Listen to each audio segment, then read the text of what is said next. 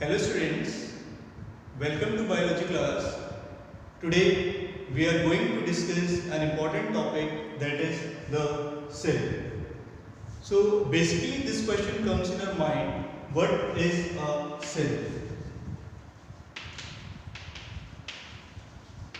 So cell is the structural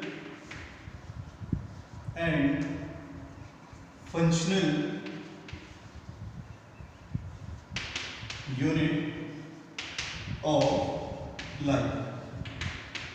Now you can see here I have used two words here, one is the structural and other is the functional.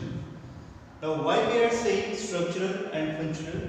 Because all the living organisms, whether the organism is plant, animal or microorganism, their body is made up of cell.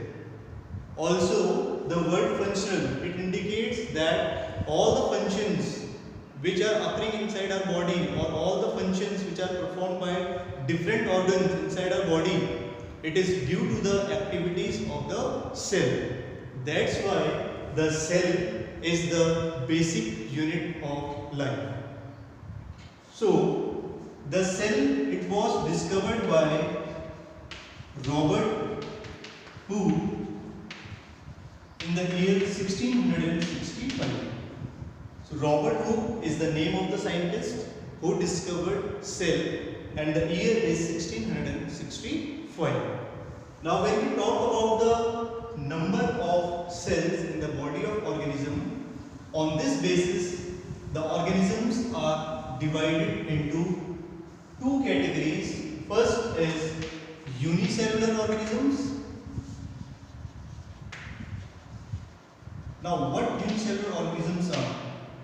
These are made up of only one cell. These are the organisms which are made up of only one cell. Their entire body in itself is a single cell, and all the functions, they are performed by a single cell only. Okay, when I am talking about the functions, it includes all the function, okay, like respiration, digestion. Okay, now when we talk about examples of these, amoeba, euglena, paramecium, these organisms are single celled organisms or unicellular organisms. So unicellular means single cell. So all these organisms, their body is made up of one cell, and all the activities which are performed by these organisms is due to the result of the activity of the single cell. So second category is multicellular organisms.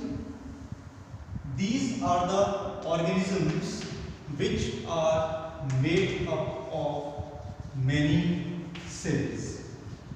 Okay, made up of many cells. For example, human being, plants, animals. Okay, so we can take example of ourselves only. See, our body, it is made up of more than one cell, means our body is made up of many cells, and inside our body the different organs, they are formed by the grouping of cells, grouping of tissue. Okay, and all the functions, they are carried out due to the activities of the cell. Now when we talk about the structure of cell, the cell, it consists of three main parts. First is the plasma membrane.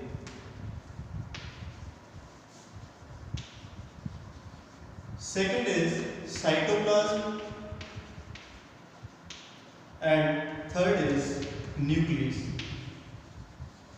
So these three are the important part of the cell.